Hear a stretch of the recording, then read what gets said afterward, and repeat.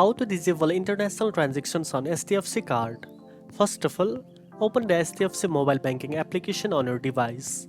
Once the app is open, enter your password and tap the login button to access your account. After logging in, tap on the three-line menu icon. From the options, select the Pay section, then tap on Cards to view your HDFC card details. Here you will see your card number and account number.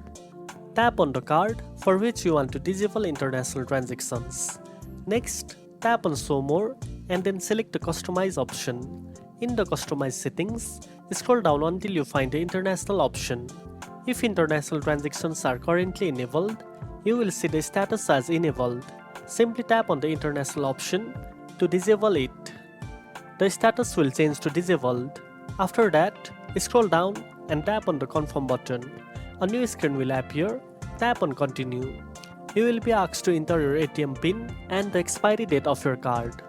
Enter the details and tap on Continue again.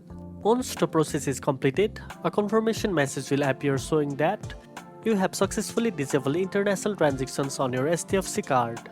And that's it. Now you know how to disable international transactions on your HDFC card. If you found this video helpful, don't forget to like, share and subscribe for more useful banking tips. Thanks for watching and I'll see you in the next one.